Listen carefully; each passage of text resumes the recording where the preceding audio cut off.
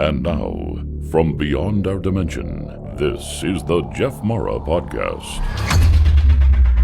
Here's Jeff. My guest is Ellie Molina, Amazon best-selling author, international advisor to public figures, celebrities, and business professionals, and longtime educator. Ellie holds a master's degree in linguistics from NYU and has been in education for 4 decades. She's appeared on network television discussing intuitive development in children, and she is the founder of PsyKids, where children and adults learn to develop, trust, and utilize their psychic and intuitive abilities. Ellie, thank you so much for joining us today, and welcome. Hi, Jeff, and thank you so much for having me here today. I'm excited to talk about a lot of things. Well, let's just start here. How did you get involved in teaching psychic abilities to children in the first place? That started back I'm going to date myself. It started back in the 1980s. In the 80s, I was teaching middle school. And at that time, I was teaching English as a second language. And I noticed that the kids began to telepathically communicate with one another. And then we started playing these memory exercises with vocabulary. And then I switched the vocabulary. And rather than did memory with vocabulary, I started putting the images down flat and asking the kids what was the image, so they couldn't see it. And then they would say, house, book. And then I would turn them over and they would have the correct image. So they were already doing some form of seeing without their eyes. So today we call that remote viewing, whatever you want to call it, but they were able to see without their eyes. So I started to expand on that and play with it back in the 80s. And I had this vision of creating a course someday that would be called You Can Do This Too. And that was my fascination with teaching children how to do this. And it just stayed with me and carried over. And each year it got stronger and stronger. And then the big turning point came for me in 2005 when The Secret was shown for the first time. And I think it was also around 2004 with What the Bleep, in 2005, it all came out together.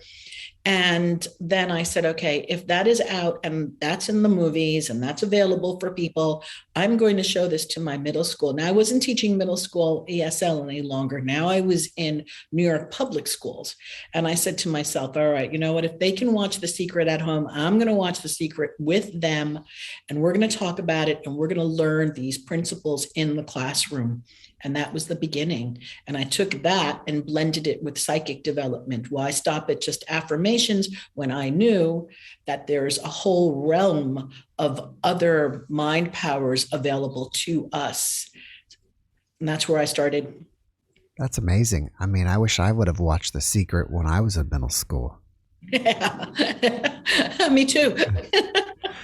Can you tell me a little bit more about when you saw the kids doing psychic things? Like, how did you notice them? What were they doing? Can you remember about that? Sure. So I'm going to go back a little bit and share some experiences that may help. I've always been psychic. I'm a psychic and I'm an intuitive, and I've always had that, but I grew up at a time where it wasn't cool. So that was a closet thing. Nobody knew that I could do this.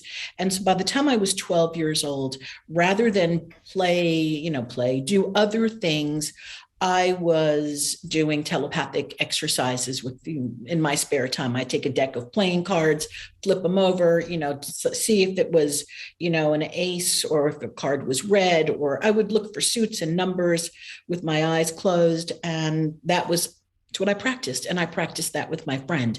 So we would do that all the time. So it was a normal progression for me actually to get into a classroom and have a card. It was just normal. It was in my consciousness. Here's a card. What's underneath that card? Let's find out. So it just became it was normal for me, Jeff. And so then when the kids started to do this, and then they started to practice with each other. Oh, I'm holding a card here. What's behind my card? I mean, let's say it was a 4. We did numbers. We did simple things first. It wasn't like we were just going off to do advanced telepathic experiences here, but we did some numbers. And then the other kid, now remember, they didn't speak English that well back in the 80s in that particular class. So a 4, they would know 4. And they would hold it over there and then they would say 4. Okay. And then imagine the excitement that they had while they're doing this. So not only are they learning vocabulary, okay, they're also learning that they are telepathic and they have other mind powers that they had never explored. So then that started to turn into raising self-esteem, raising consciousness, empowerment. There's no end to where that can go. Is it easier to learn to use your psychic power as a child versus being an adult? Absolutely. So we know from neuroscience and from science anyway, that children are naturally in the alpha state until they hit puberty. And so in the alpha state, that is where the brain waves are slower. It becomes so easy. You know, some spiritual people like to call it the veil has been lifted during that time. So whatever you want to call it, you're in alpha and imagination rules at that time. So they can see things, they can do things. Unfortunately, the parent or the adult around them will discredit it, and that leads into another conversation sidebar. But what happens is once we hit puberty and our brain waves begin to quicken and we get into that beta brainwave state, we have to go into meditation in order to access the alpha, to what they can do naturally and normally, we have to go do work on. So is it easier for kids? Absolutely. And even though they will go into beta and their brains will change, the fact that they were able to do this, again, the subconscious is working. I know that I can do this. I've done this before. I've done this 100 times. So I know that I can do this and I can access it faster. I can drop into alpha faster than somebody who's never meditated. What do you think about kids playing video games? Does that affect their psychic abilities? It affects a lot of things. Okay. And I hear this a lot. So within the realm of doing this work, it doesn't affect their psychic abilities. What it does is they lose interest. They don't see any interest. There's no point. So this is what I've been noticing. The more that kids are playing video games at an earlier stage, the lack of interest in learning to develop their mind powers. Now, that is a generalization. It could be because of the families that they're coming from. Okay. So remember, we are a product of our environment. So if a family doesn't put their kid in front of a TV set or a big screen from early on, those parents may be raising the children to start to look more at nature, to look more at phenomena, to pay attention. So they have a different awareness, as opposed to a child who then goes to school all day and gets plopped in front of the screen, whose parents don't necessarily speak to them or interact. So it's really more a product of the environment and then when they are introduced to this, the world of video gaming is so fascinating. So then comes, well, why would I bother doing that? It's like, who cares about that? Why? I don't need that. So there's no interest. And then later on, as these people, and I'm actually speaking from experience. Okay. So later on, because I watch with my own students, the ones who didn't do this work, who weren't interested. And then but they were exposed to it, but they didn't want to be doing it. And then later on, there's like this circling back and even emails to me or, little chats, I wish I had paid more attention to this. I wish I had used what you taught us better. So then comes this, but not for everybody, Jeff. Again, it's where we end up, where we land and where we go. Some people can stay in what we call the third dimension, in that space of never being conscious or aware. So do video games affect our psychic abilities? Yes and no. Depends on how they're being used and who's using them. Do you know if there are any video games that help develop the psychic abilities? I don't know about video games right now, Jeff. I do know that there are a number of apps out there that help adults and children develop their psychic abilities, but I don't know. I can't speak for video games. I have not checked them. But that's a great question and worth looking into. So I was reading about your history, and at some point you eventually moved to Washington State, and that's where you started developing a school or the Psy Kids. Can you tell us more about that? Yes. So let's go back a little bit to New York. So I was in New York, and I had a wonderful, wonderful principal. And she said, you know what? I love the work that you're doing. You've had great results with the affirmations and the kids doing really well on these English language assessment tests. And we're going to give you the opportunity to teach a program all year long to 7th grade middle schoolers called The Power to Create. So during that time that I was teaching The Power to Create, my focus was on expanding mind. Okay. The expanding mind. And you know how the world works. What we focus on, we then start to attract. And so by me teaching this, all of a sudden I came across a community in Washington State where there was an actual school that was already teaching this. It was known as the Children's School of Excellence. They were doing neuroscience. They were doing psychic abilities. They were doing telepathy, telekinesis. They were doing amazing things within the regular curriculum. And I said, I'm going there. Now, I happened to have, at that time, my youngest son was going into middle school. And I didn't want him going into middle school in New York. I just didn't want him going down that path. So I went and I checked it and I was like, okay, this is going to be a really weird adventure. We're going to go. So I came home and I said to him, hey, we're moving to Washington. And he goes, okay, great. When are we leaving? So we moved.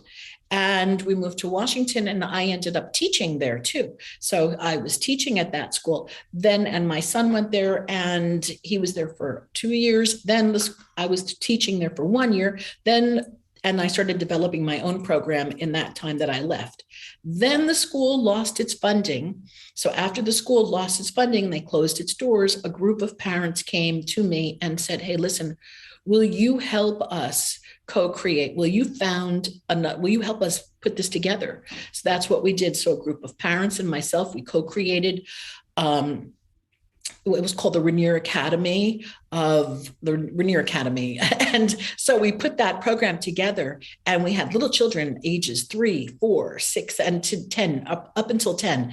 And we were able to do all of the work within a regular community, within a regular curriculum, regular teachers and accredited teachers. Everybody was accredited. And then we were also able to put in the focus work, put in the psychic work, put in the telekinesis work. Unfortunately, we lost our funding. It's kind of difficult to keep funding in a program like this. You can imagine we lost our funding. And then that was the impetus, the catalyst for me to go solo and create the program that then I have now created. And that's Side Kids, correct? It's called Side Kids Academy. Mm-hmm. And it's an online program that I've created now. Would you say that that's mostly teaching psychic stuff, or it's an entire online school with just regular curriculum as well? Oh, no. This is solely for children and adults to start learning how to raise their conscious awareness. That's part of it, learning how to not only do the phenomena of psychic abilities. So there's remote viewing in there, there is telepathy, and there's intuitive development. And along this scope, there's also focus and concentration. Children need to learn to focus and concentrate. It is not taught in our educational systems. And I speak from back in the day when I taught. All teachers would be like, focus, concentrate. But who knows how to do that unless you're in a mindfulness program? And even mindfulness programs are not at the level of what I do with kids in terms of focus and concentration. So I put all of that together, and that is in the Side Kids program. The academy is evolving right now. And the course itself is for the child in us, in each of us. So you do not have to be a child to enroll in my program. You can be an adult who wants to learn an easy way to develop their psychic abilities, because the approach that I took is geared towards kids and their parents. When I was looking on your website, I saw something about bending spoons. Can you tell me more about that? All right. So during the pandemic, I decided I was going to go bend a spoon. And I've wanted to bend a spoon for the longest time. Only I'm gonna own it. I was afraid that I wouldn't be able to do it. And then that was my self-talk. And I'm thinking, oh, that's not going to look good. If you're psychic and you can do this and you can do some telekinesis, but you can't bend a spoon. This is all going on in my head, right? How are you gonna look to yourself? I said, okay, you know what? Get over it. If other people can bend spoons, I can bend a spoon also. So a friend of mine had posted a YouTube video online, and it was a live bend a spoon group of people getting together. So I went in, I grabbed a spoon, and I sat on my couch. It was actually, I remember this day. I so remember this day. It was a crazy experience for me. So I sat on the couch. It was sometime in October. I took that spoon. Now, under normal circumstances, if you take that spoon, it will not bend. It is metal. It will not bend. And so I said, okay, I'm going to put all of my disbelief away. And he put us into a very meditative state. And I had my spoon over here. I'm holding it. And I kind of fell asleep, but I wasn't really asleep. I was past alpha, okay? Wherever I was mentally, I was pretty deep. And all of a sudden I heard him say, bend, bend. And I went like that. And the spoon bent. My heart started beating like crazy. My face turned 5 shades of red. I think I got up, I started dancing. Wow. It was incredible. And from that moment on, then I said, okay, now I can do this. So I started teaching some of my adult people in a psychic development course that I was conducting during COVID online through Zoom. And we were bending spoons and forks and twisting. And it was really great fun. Then I got bored after I started bending a lot. I have a big bag of spoons and forks right now. And then after twisting them and doing all of these things with them, I have to tell you, the novelty of the spoon bending wore off. And it wasn't something that I would want to pursue or make a career out of spoon bending, if that makes any sense, because I'm really, really too concerned with conscious awareness more than the phenomena. So for me, even what was more exciting than bending the spoon was to watch the actual thought process that went into my fear of would I be able to do this, my self-talk. So that was really wild. And then once I bent that spoon, Jeff, that made such a difference though in my self-esteem. It just made such a difference in my self-esteem, because I look at it like this. If you can bend a spoon, and there's another thing that I'll talk to you about later, which involves telekinesis, which is what we teach kids also. But if you can bend a spoon, if anybody can bend a spoon, well, look at your powers. Why would you be afraid to go for a job interview? Or why would you have self-talk that you couldn't do something very simple? So that is how I always look to transfer it. These are incredible mind abilities that we have. We have an incredible power within us. Why are we afraid? Oh, I'm afraid of public speaking. I'm afraid of this. I'm afraid to write my book. Why? You bend spoons. Why are you afraid? When I think of bending spoons, it always takes me back to the Matrix movie, the very first one, where the child is telling him, you're not bending the spoon. It's you that is bending, or something like that. Is that anywhere relevant to what you saw or learned? It is the spoon. The spoon is doing it. Now, this is going to sound, who cares? So we're here. So here's the thing. I spoke to the spoon. All right. I talked to the spoon. And that was also the idea of the bend. Okay. Bend for me now. So I start to create a relationship to the object. Because for me, every object, we know that everything is made out of electricity. Everything is electric. So every particle, who is to say these things are not alive, right? So therefore, I create a relationship to what it is that I'm going to be working with.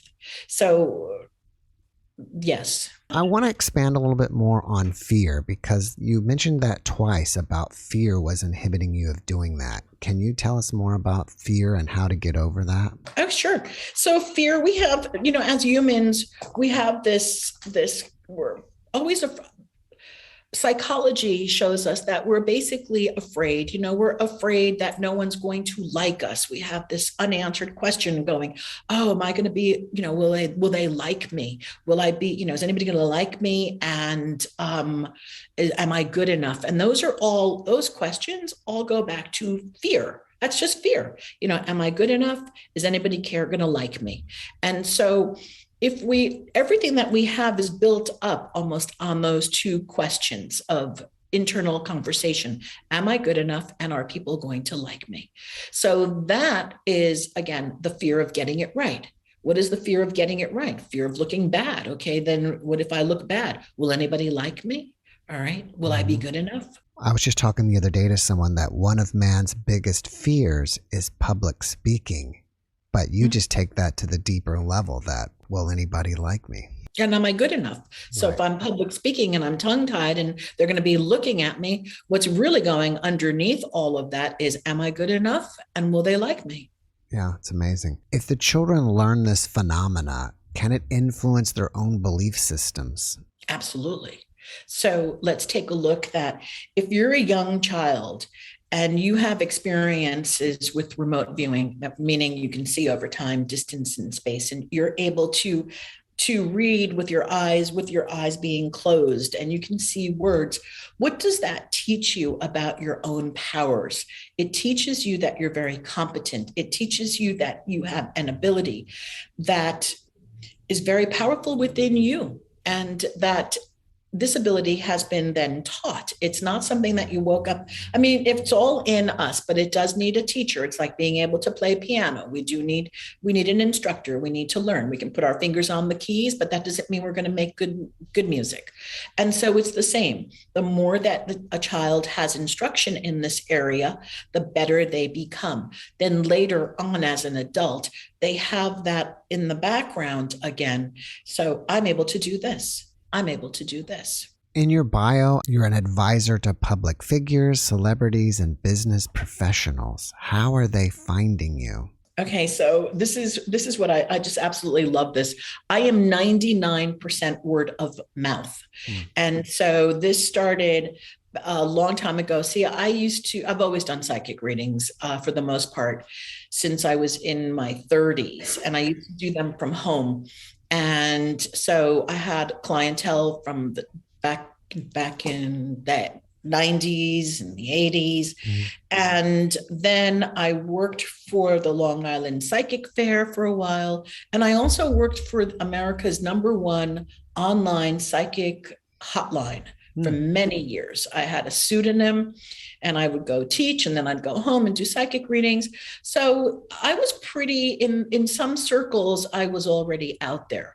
Now, when it comes to working with politicians and celebrities, all it takes is one person, and that word of mouth just goes. And so that's what happened. And one of the things that this is a personal belief that I have, and I think one of the reasons why people keep coming to me is because everything is anonymous. And even though there is no NDA or any of that stuff, for me, it is. I will never reveal who I read with. I will never reveal who I'm working with. If they want to share, that's fine. Most of them don't. And my clients they're on magazines, they're on TV, they're out, they're in public office. Again, it's not, but who wants to be saying that they're, so this is something that I totally respect. And so again, it's all word of mouth. And that's where they came from. Do these public figures come to you asking about events in their own life? Yeah. Or also, I'm just curious if any of these politicians are ever asking you to make decisions on public policy. I don't make decisions for anybody anyway. Right. Even for anyone's life. So just to give you an example, if someone were to call me and they wanted a reading, or they wanted advice, or they wanted consulting, and they said, well, do I buy this house or do I buy that house? I don't decide. We work with we work together. They and I work together with their intuition until we get to the point where their intuition is so strong and so on target that they make the decision, they make the choice. I don't do it. I just guide them. I would never make a choice or a decision like that. I just as an aside, I remember reading Nancy Reagan used a lot of she used astrologers, and her astrologer was also a psychic. And I remember reading that her astrologer also made decisions on public policies. Okay. So, that is like, to me, to make a decision, this is just personal. To make a decision for another person's life is a no-no in my book. That is not something. And the other thing, people who work with me also know that I am very, very select and careful in the words that I choose. And I will tell someone also, we have to be careful, because once you hear this, it may influence you. So we've got to be very mindful of, if I tell you boom, boom, boom, you got to be careful, because you just got to be careful. Once you hear something, you cannot unhear it. It's interesting. When you're doing your psychic readings with people, do you use something to assist you, like tarot cards, or how do you do it? I'm going to show you. So one of the things that I happen to love doing is, I call it going into the zone. So I'm going to give you an example right now. I will start with a client, and that's where I start. So it's an empty slate. And then by the time I'm done, that is what happens. So I do my best. I don't like to use, like when we're on Zoom, I turn off my camera for this. All right. So I turn off my camera. I go into the dark, is what I call it, to see. So when I go into the dark to see, I'll turn off my camera, and then I'll just go in here. And by the time I come out, that blank will look like that. It reminds me of some of my NDE guests, that when they first pop out of their body, they go into this dark black void, even though it can be very peaceful and comforting. And I think some meditation leaders will try to take you there as well during their meditation. Yeah. The more you can get into the dark, the better it is. Okay. To get into the void, that is the best place to go to do the work. And even with blinders on, the things that you can see with the blinders, just incredible. That's where we do our remote. When I'm working with the kids, I use blinders. We go into the dark to see. Do you ever work with people doing remote viewing, like finding missing people or anything like that? Yeah. So I've worked on a few cases, and the results are always very interesting, because they don't come back. There's no I don't get feedback. All right. I just don't get any feedback from certain people that I work with in terms of, oh yeah, we found them. Just let's fill Elly in. Okay. I don't get any of that feedback. I just got feedback once. Okay. I have found a lot of animals that have pets that have gone missing and even been stolen, sometimes disappeared for up to 2 weeks. And they were able to be found. Do you think when you're working with your psychic abilities, is it more about paying attention to awareness or concentrating? Yeah. No, this is a good question. So for me, what happens is the darker it is, the less distractions are around. That's the point of going into like a short meditation, or when it depends on what I'm working with. Like if I'm doing a reading, I'm so trained. I've got so many years of experience that I just have to go like that and I can go in. But if I'm doing something, let's say to find a missing person or to find a missing animal, that's where the blinders come in. And that's going again to the void. That is going to the space of nothing. And in that space of nothing, that is where the impressions, the information that I am seeking begins to come to me. Yeah, so it's more just opening yourself up to awareness. You're not really concentrating on finding things. No, because one of the things I love about remote viewing is they actually gave language to certain phenomena. And one of the things in remote viewing, the terminology for that is an analytical overlay. So that is when we associate something that we already know. So example, what if I see something orange and it is round and it has lines in it, okay? And I can say to you, oh, well, that's easy. That's going to be a pumpkin, but it's a basketball. So you see, or it could be anything for that matter that we don't even know. And what if it's something that we don't even know that it doesn't exist yet because it hasn't been created? So we want to stay away from the AOL, the analytical overlay, or the associative thoughts that will then come up when we start to see things. We have to stay really clear of that. What is your opinion on multitasking then? It's not possible. So you can the brain really works on only focusing on one thing at a time. So if you really want to focus, if you're really focusing on it, otherwise you're doing something, but you're not really focusing. To focus, we focus on one thing. So one of the things that I teach the children as early as age 3 is focused concentration. And when we do focus work, I call it tucking away the body. So they'll sit quietly, and they can close their eyes, or they can even stare at a candle. And the instructions are, do not move, do not twitch, do not itch, do not touch, nothing, nada. Sit here, look at this candle, 10 seconds. That's all. Let's practice. And so what happens with that kind of focus concentration, once you learn how to start doing that kind of work, you can get into the zone as an adult much easier, so that you are not distracted by all of these other things, because we are masters of distractions. We know this, our phone, emails coming in, things that are happening outside. So we think we're multitasking, but we're really not. And that's when, that's why we don't remember something, or we like, oh, where'd I put my keys? Well, if you had focused on where you were putting your keys for that quick second, you'd know where those keys were. So it was unconscious of where you put them, because you were multitasking on the phone, doing whatever it is that you're doing. Now, to just take that a little bit further, children who are taught to focus and who are taught to be able to put their awareness at a specific point in time and place,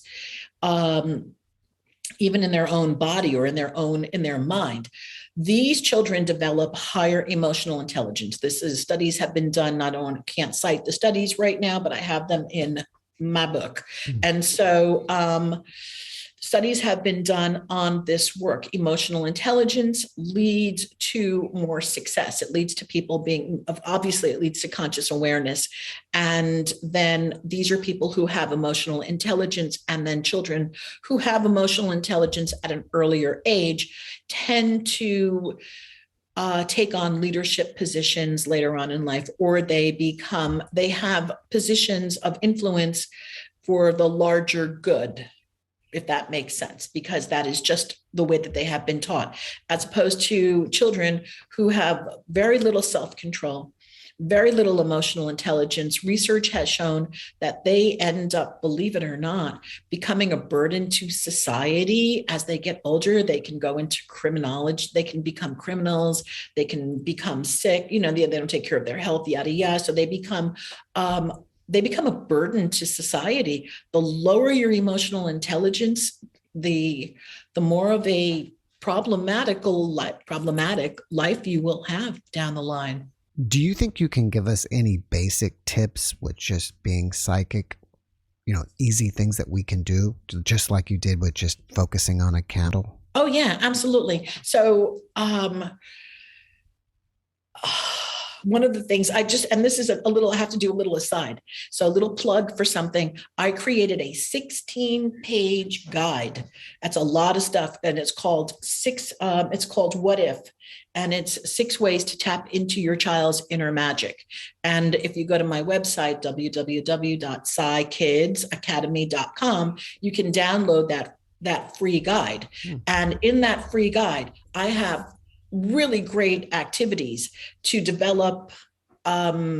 begin to develop intuition for children and the child in us. So just another way that this will work, okay, that you can develop you want to use the reticular activating system, use that vocabulary, but it's also developing awareness. So you say to your child, okay, or you say to yourself, you know what, today I'm going to go out and I'm going to find a feather, or make it a little bit more challenging depending on where you live. If you live I'm going to find a nickel, or I'm going to find a penny, or I'm going to find something.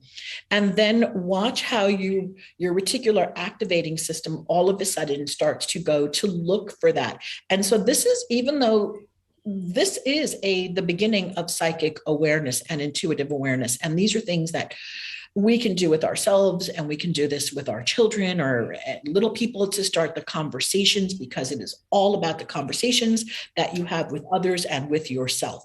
Do you think that you had any type of paranormal event that started your psychic abilities? Yeah. Or else they just came to me. So there's a slew of them, and they started when I was really young, Jeff.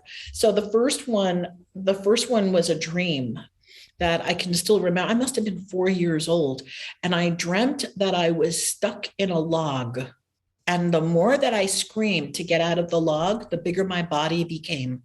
And then the calmer that I got. And in the dream, I actually went to prayer. I used prayer. So as I started to pray, my body got smaller and smaller and smaller, and I was able to get out of the log.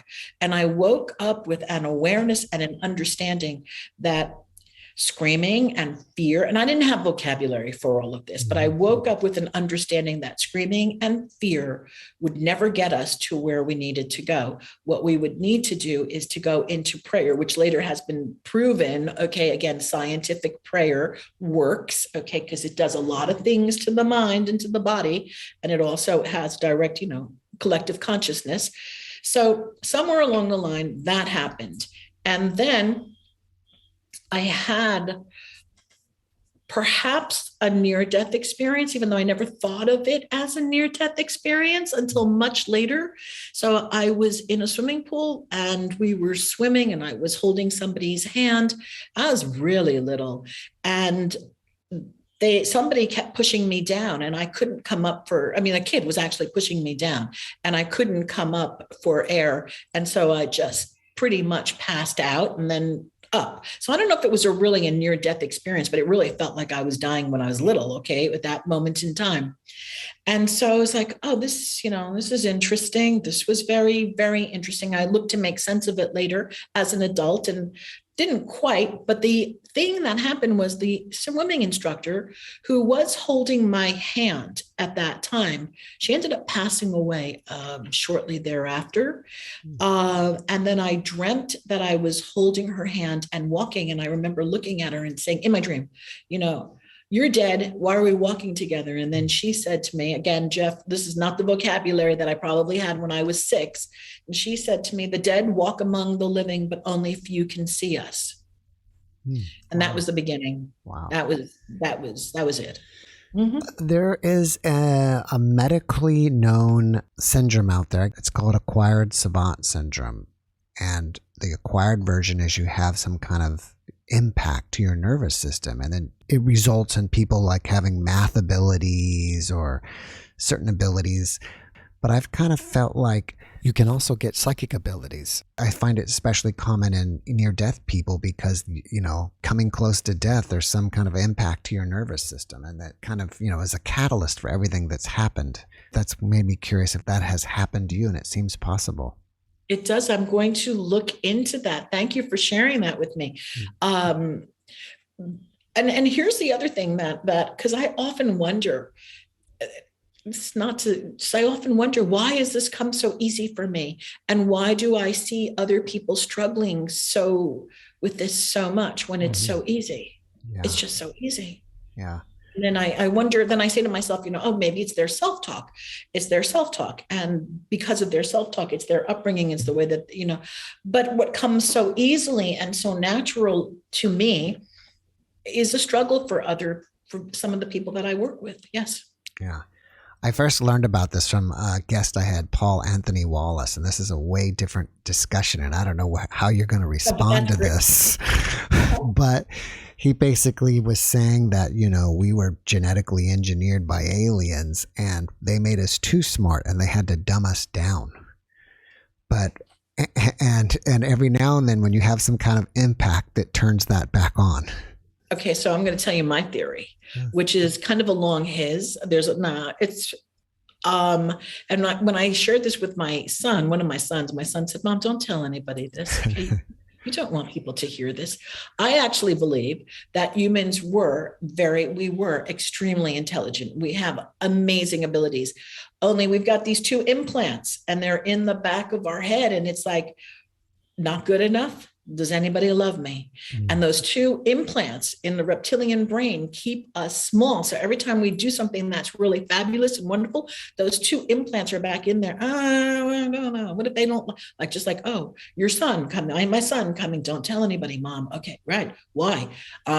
They won't like me. Or I won't be good enough if I tell people that I think there are two little implants in the back of our head that say, am I good enough? And does anybody like me? And those two babies could be somehow removed, even psychically removed. I kind of do that operation with some of my clients, but I have to remind them that we're doing this operation. A lot more things become possible when you feel that those two implants, or I call them implants, have been removed. Imagine if that I'm not good enough and will anybody like me were removed out of our brain, out of our thinking, our consciousness. That would say, hey, you know what? We can do anything. Let's do some telekinesis and it'll work. Let's do this and it'll work. Let me go do public speaking. It'll work. I can teach myself anything. Do you think famous people, especially in art, music, theater, television, are people that have actually come to this realization that I don't care what people think? I'm just going to do what I want to do. Absolutely. There's this point where it's like other people's opinions. For most, not everybody. I think some actors who still, and some famous people who still struggle with, what do other people think of me? And am I good enough? Some people are able to get over it, and I think others are still dealing with it today. And that kind of, to me, explains the drugs, the alcohol, the drama, all of the problems. You know, you'll see an actor, really great, fabulous actor, and all of a sudden, or actress, and then their career goes down the toilet. Why? Self-sabotage. You say, why? Okay. And again, it's like, am I good enough? You know, does anybody love me? Am I good enough? Do you teach how to get over those two? I do. Oh, that's great. Yeah. Are you 100% cured of that? Of course not.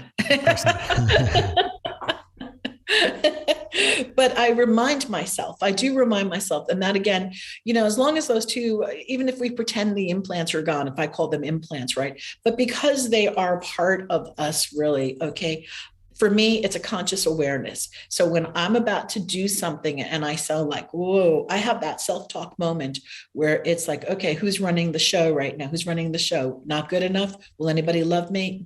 Move out. They're gone. Move over. Not good enough. Let's go. You could do this. It seems like some cultures even magnify the problem. Like within cultures, people are worried even more about, you know, looking bad or embarrassing the culture. Yes, exactly. And then this gets into another conversation that I teach also, which again is language.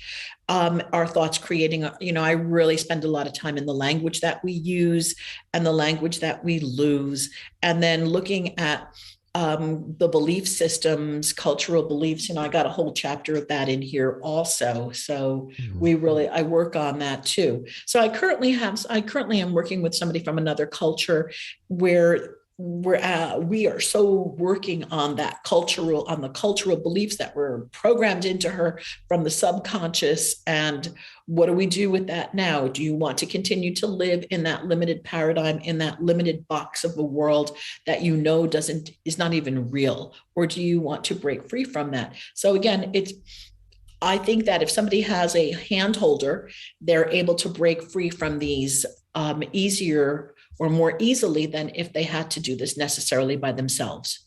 So I perceive myself in my work when I'm working with people that have these cultural limitations, okay, so to speak, that I'm there to help hold their hand. All right. I've noticed you raise your book a couple of times. I believe it's called Children Who Know How to Know. Can you tell us a little more about it? Sure. So Children Who Know How to Know is a resource guide for anybody, adult or educator or parent, anybody, even for an adult themselves, to learn how to access and develop your intuitive and psychic abilities.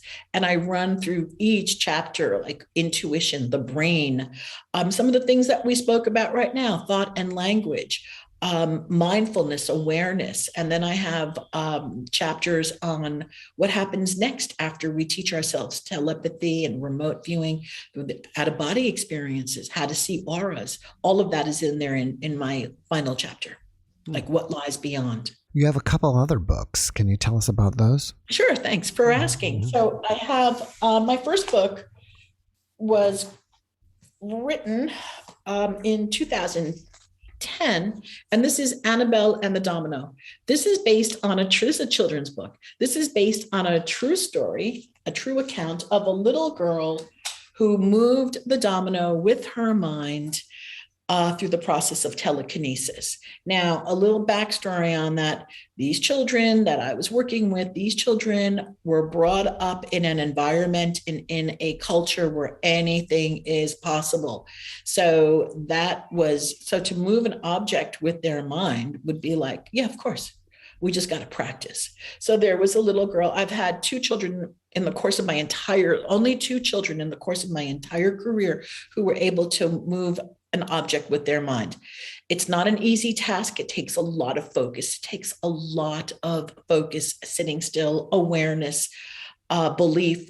So that is the book. It's a cute story. It's got great illustrations, and it's inspirational and empowering, and it's for any age.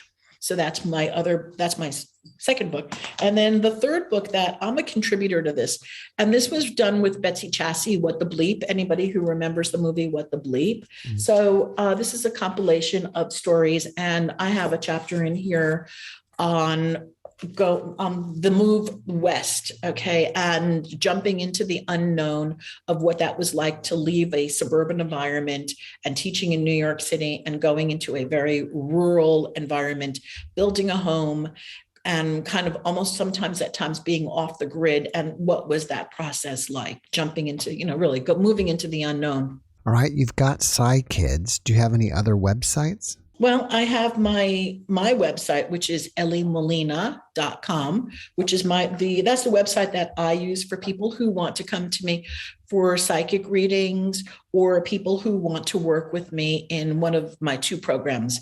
And the 2 programs that I have for adults right now that is not about psychic development, one of them is called Quantum Leaping, and this is where we use intuitive abilities and a lot of mind conscious awareness to get results in our life. So I look at it like, hey, let's part the seas. You want something? Let's learn how to part the seas, and we can go after it, and we can generate this.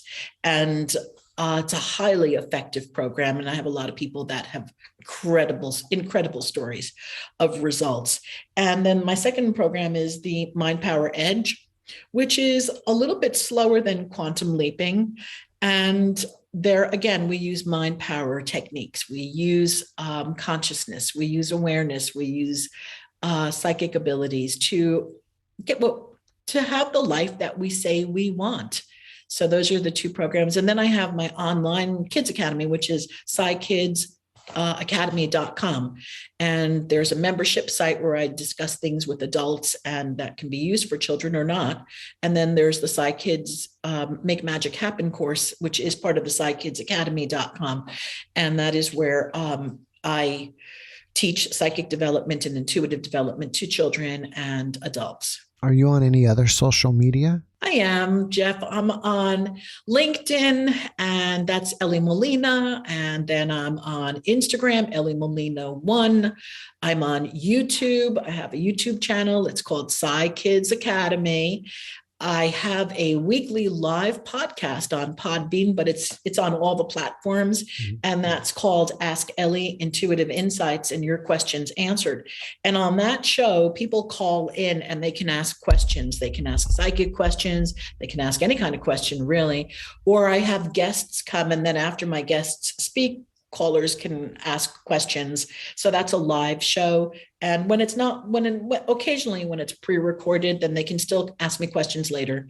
But that's Ask Ellie, Intuitive Insights. Oh, that's great. Yeah, because I wanted to ask if people, had any questions after watching this podcast, how to reach out to you. So where would they send their questions to? Elly, ELLY, at Ellie Molina, MOLINA.com. So people can reach out to me there. You have anything else you're working on that you want us to know about? Oh, yeah, I am. So, so there's a couple of things. Thing number one is that I'm going to call it like a fluke. I'm working on a platform called Thinkific. That is where my online course is being hosted. And they announced that they were doing a once a year conference called Amplify 2022. And Lisa Nichols from The Secret was she was the keynote speaker. She is the keynote speaker. And when I saw that, remember, I have an association to 2005, The Secret, starting to teach all of this. Lisa Nichols was in The Secret. And they were looking for two people who wanted to compete to present at this conference.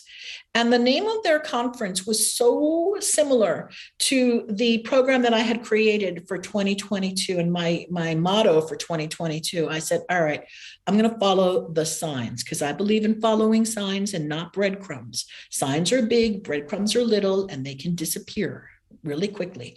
So I followed the signs and I said to myself, all right, I'm going to do this. I don't know if they're going to take my course or my program or my topic, because my topic's a little bit out of the box. And so they chose, I won. I was one of the two winners. So I will be presenting. The tickets are free. If anybody emails me at Elly@EllieMolina.com, I can send the links to the tickets. Lisa Nichols will be there presenting. I will, and many other people. Also, it's a 2-day event. You come as you want to. And so I'm working on that. And then I'm also building out the SciKidsAcademy.com. So there are going to be more programs. And lastly, I'm finishing up a book that I've been writing for many years. It is I don't even want to call it started off, Jeff, as sci-fi, but I'm not even sure it's sci-fi anymore. So it's about a kid and portals. We know portals are real. It's remote viewing. We know remote viewing is real. It's about espionage and some love. It's full of intrigue. So I'm finishing that up, and I intend to get that out there during 2022, 2023. Do you have any predictions for 2022? It's interesting. This is a little history. In 2015, I made a lot of predictions, and they didn't come true for 2016, but they started coming. One came true for 2016, and so many came true thereafter that it was frightening. And I even took it down because people were responding. It was on my old website and I removed it, but I still have that. And so what I'm going to tell you, I have a blank for 2022, a real blank. Now you could say, oh, that's really scary for 2022. You got a blank. Okay.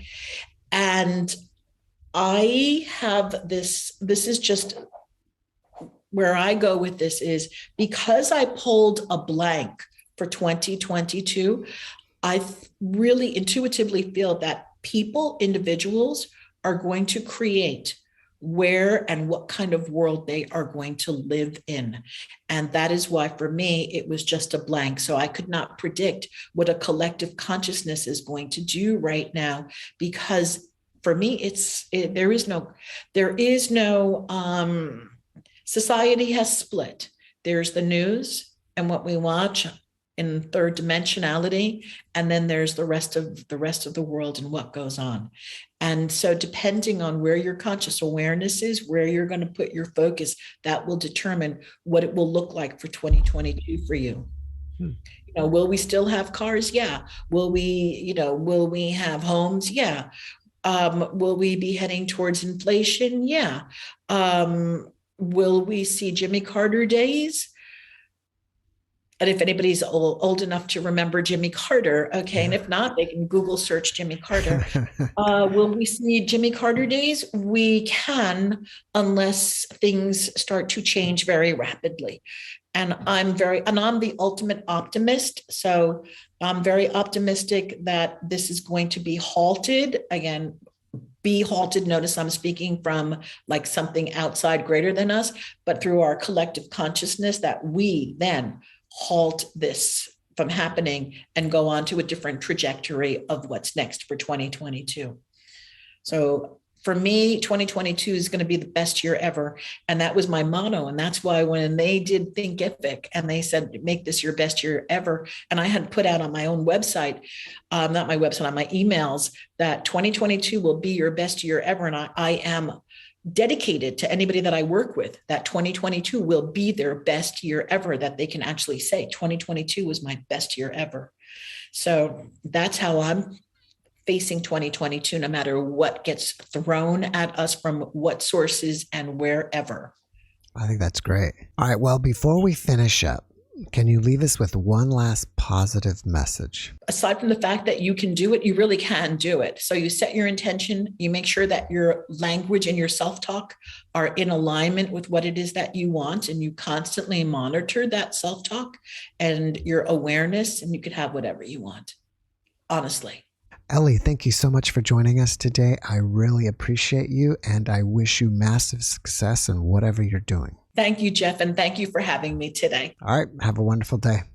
Thank you. You too. Bye. Bye-bye. Thanks for watching the JeffMara podcast. I really appreciate you. Another way to show support is through YouTube memberships. And if you do, there are loyalty badges and other perks depending on your level of membership. All you need to do is click the join button underneath the video to find out more. Thank you for your support.